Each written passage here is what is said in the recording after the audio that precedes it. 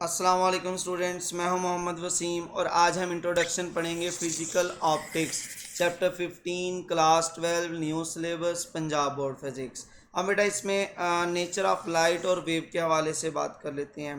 The question about the nature of light has turned out to be difficult one. वो एक मुश्किल question हो गया। उसकी रीज़न क्या है कि क्या लाइट जो है वो एनर्जी ट्रांसमिट करती है वेव की शक्ल में, दूसरी वेव्स की तरह, या फिर स्ट्रीम ऑफ पार्टिकल की शक्ल में। हम बेटा इसको आंसर करने से पहले वेव नेचर को डिस्कस कर लेते हैं।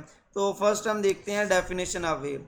अ wave is defined as movable disturbance that can transport energy. तो ऐसी डिस्टर्बेंस जो एनर्जी को ट्रांसपोर्ट कर सके। अब लाइट के हवाले से बात करते हैं। Wave behaviour of light exhibit wave behaviour in several phenomena, जैसा कि डिफ्रैक्शन आ जाएगी, रिफ्लेक्शन, पोलराइजेशन एट्सेट्रा। लेकिन बेटा हम देखें तो unlike other waves we can not easily decide the nature of light. उसकी रीज़न क्या है? Because it does not reveal itself in an obvious way. अब इससे क्या मुराद है? अगर हम देखें बेटा दूसरी वेव्स को, तो वो मैकेनिकल नेचर रखती हैं, यानी कि उनको गुजरने के लिए मीडियम रिक्वायर्ड होता है। लेकिन लाइट जो है वो वैक्यूम में से भी गुजर जाती है। तो इसलिए बेटा हम कहेंगे कि ये दूसरी वेव से जो है ना वो डिफरेंट है। अब हम हिस्टोरिकल पॉइंट ऑफ व्यू से बात कर लेते हैं। सबसे पहले आ जाएगा बेटा आइजैक न्यूटन 1672। इसने कर्पस्कुलर नेचर ऑफ लाइट के हवाले से थ्योरी दी थी। इसने कहा था कि जो जितनी भी लाइट है वो छोटे छोटे टाइनी पार्टिकल्स हैं, और वो टाइनी पार्टिकल इलास्टिक पार्टिकल होते हैं। जब वो स्ट्रेट लाइन में ट्रैवल करते हैं तो टकरा के वापस सेम एंगल के साथ ट्रैवल बैक करते हैं।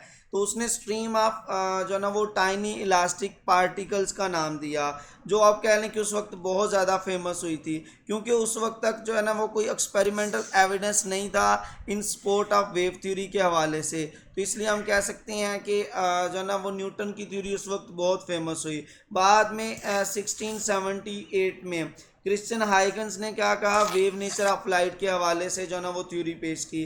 First propose the wave nature of light कौन? Christian Huygens. However experimental evidence at that time was not convincing, तो इतना ज़्यादा पॉपुलर नहीं हुआ। नेक्स्ट बेटा आ जाएगा 1801 Thomas young proof of wave nature. तो इसने क्या किया? इसने एक एक्सपेरिमेंट परफॉर्म किया, किसके हवाले से? इंटरफेरेंस के हवाले से। अब हम जानते हैं कि इंटरफेरेंस सिर्फ और सिर्फ वेव ही कर सकती है। तो इसने एक एक्सपेरिमेंट किया 1801 में, जिसे इसने नाम दिया यंग डबल स्लिट एक्सपेरिमेंट, और उसमें इसने प्रूफ कर दिया इस चीज़ को, हाइगन वेव थ्योरी को, यानी कि नेचर ऑफ लाइट जो है वो वेव नेचर होती है, इसने प्रूफ कर दिया। लेकिन बेटा बात यहाँ तक नहीं रहती। आगे 1860 में जेम्स क्लार्क मैक्सवेल आया। उसने कहा कि ये जो लाइट है वो बेसिकली इलेक्ट्रोमैग्नेटिक वेव है। इलेक्ट्रोमैग्नेटिक वेव यानी कि जो ऑसिलेटिंग चार्ज से प्रोड्यूस होती हैं। तो इसने कहा consider light to be electromagnetic wave. oscillating electric charges produces changing electric and magnetic field that mutually regenerate each other and can propagate through the vacuum। तो इसने कहा कि ये कोई आम वेव नहीं बल्कि एक इलेक्ट्रोमैग्नेटिक वेव है। इलेक्ट्रिक और मैग्नेटिक फील्ड एक दूसरे के साथ ओवरलैप करते हैं और रीजनरेट करते हैं एक दूसरे को, और वैक्यूम में से भी गुजर जाते हैं। फिर बाद में बेटा एट दी एंड अगर हम बात करें अर्ली 20th सेंचुरी यानी कि क्वांटम मैकेनिक्स जब आ गई थी, उसने कहा कि लाइट जो है वो डुअल नेचर रखती है। डुअल नेचर मतलब reveals the dual nature of light, both wave and particle characteristics रखती हैं डिपेंडिंग ऑन द एक्सपेरिमेंट। हम कहेंगे light propagate as an electromagnetic wave but interact with matter as discrete massless particle called photon। तो आप कहेंगे जब ये travel करती है तो ट्रैवल करे तो वेव नेचर रखती है। अब बेटा ये कंक्लूजन लिखने लगा हूँ, ट्रैवल करे तो वेव नेचर हम कह सकते हैं, वेव बिहेवियर शो करती है। लेकिन जब बेटा ये स्ट्राइक करती है तो स्ट्राइक करने पर आप कह लें कि ये पार्टिकल नेचर शो करती है। तो स्ट्राइक के नतीजे में पार्टिकल बिहेवियर आ जाएगा। अब बेटा नेक्स्ट हम बात करते हैं इसमें current understanding and scope of physical optics. Dual nature summary, इसको देख लेते हैं। Light propagate as an electromagnetic wave but interact with matter as discrete massless particle called photon. वो आप कह लें कि मैसलेस पार्टिकल होते हैं जो कि ट्रैवल करते हैं, तो रिलेटिव मैस होता है, अदरवाइज रेस्ट में हो तो उनका मैस जीरो होता है। नेक्स्ट हम देखते हैं validity of theory, wave theory. तो the wave theory of light is still valid, explain phenomena of light successfully.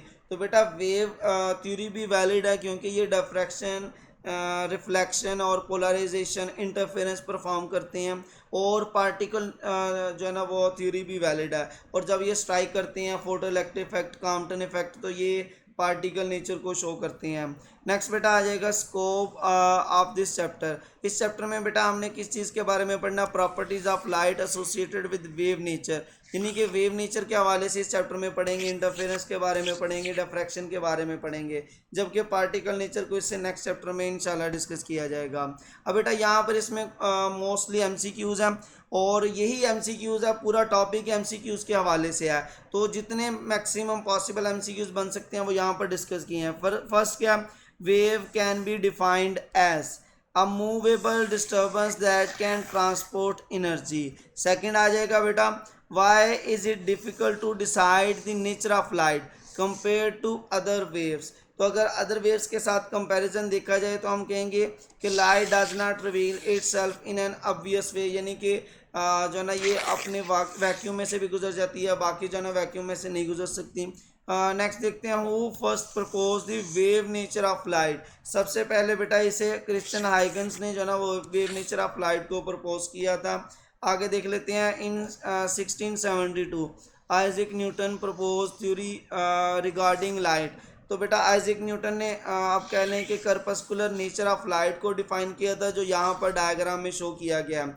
आप देख सकते हैं कि टाइनी पार्टिकल, इलास्टिक पार्टिकल, जो आप कह लें कि स्ट्रेट लाइन में ट्रैवल करते हैं, टकराते हैं, तो सेम एंगल जो इंसिडेंट एंगल होता है उसी रिफ्रैक्टेड एंगल के साथ रिफ्लेक्ट हो जाते हैं। और इसमें उसने कहा था कि जो ना वो लाइट का जो कलर है वो बेसिकली आप कह लें पार्टिकल का साइज़ है, ठीक है। तो डिफरेंट कलर की लाइट जो है वो डिफरेंट पार्टिकल का साइज़ रखती है, जिसको बाद में जो है ना वो रद्द कर दिया गया। जब यंग डबल स्लिट एक्सपेरिमेंट हुआ तो वेव थ्योरी को ज़्यादा सपोर्ट मिली और आइजैक न्यूटन का जो है ना वो बैन कर दिया गया। नेक्स्ट हम देखते हैं, why was Newton theory more famous and accepted than Huygens theory initially. तो इनिशियली अगर हम देखें तो हम कह सकते हैं एक्सपेरिमेंटल एविडेंस जो थे वो इन support of wave theory eight that time was not convincing, वो इतने ज़्यादा कन्विंसिंग नहीं थे, इसलिए बेटा न्यूटन की थ्योरी को बहुत ज़्यादा जो ना सपोर्ट मिली।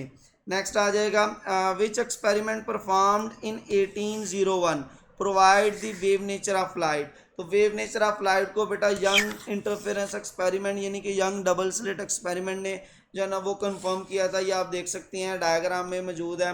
इसने कहा कि अगर डबल स्लिट में से वेव पास की जाए तो दो सोर्स बन जाते हैं। अब दोनों सोर्स एक दूसरे के साथ इंटरफेरेंस करते हैं। इंटरफेरेंस से मुराद कि किसी जगह पर ये एक दूसरे को सपोर्ट करते हैं क्रस्ट क्रस्ट के साथ, और किसी जगह पर एक दूसरे को अपोज करते हैं क्रस्ट ट्रफ के साथ। तो फिर स्क्रीन पर आप कह लें ब्राइट और डार्क फ्रिंजेस बनती हैं।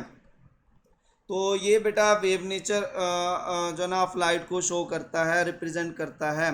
नेक्स्ट आ जाएगा, in 1860 Maxwell consider light to be. Maxwell ने जो है ना उसे इलेक्ट्रोमैग्नेटिक वेव की तरह कंसिडर किया। उसने कहा जब चार्ज ऑसिलेट करे तो ये इलेक्ट्रोमैग्नेटिक वेव्स प्रोड्यूस होती हैं जो रीजनरेट करती हैं एक दूसरे को, ट्रैवल करती हैं थ्रू दी वैक्यूम। नेक्स्ट बेटा हम बात करते हैं, according to Maxwell electromagnetic waves are produced by oscillating electric charges. जैसे कि आप बेटा यहाँ पर देख सकते हैं एक चार्ज है जो ओसिलेट कर रहा है, ओसिलेट करता है तो ये इलेक्ट्रोमैग्नेटिक वेव्स प्रोड्यूस करता है। नेक्स्ट आ जाएगा इसमें, Maxwell's electromagnetic wave can propagate through, वो बेटा वैक्यूम में से भी गुजर सकती हैं, ठीक है। नेक्स्ट आ जाएगा, in the early 20th century quantum mechanic explain revealed that light has dual nature. According to quantum mechanics light जो है वो डुअल नेचर रखती है, जब ट्रैवल करे तो एज ए वेव, और जब स्ट्राइक करे, जब वो कोलिजन करे तो एज ए पार्टिकल। नेक्स्ट बेटा हम देखते हैं, light interact with matter as discrete massless particles called photon. तो उससे बेटा टाइनी पार्टिकल्स को, मैसलेस पार्टिकल को फोटॉन का नाम दिया गया। जो आप कह रहे हैं डिस्क्रीट पार्टिकल्स होते हैं। नेक्स्ट आ जाएगा लास्ट MCQ है, which two properties of light associated with wave nature explicitly mention in this chapter. तो इस चैप्टर में बेटा हम इंटरफेरेंस और डिफ्रैक्शन के हवाले से पढ़ेंगे। इसको बेटा लाइक शेयर और सब्सक्राइब कीजिएगा। अल्लाह हाफिज़।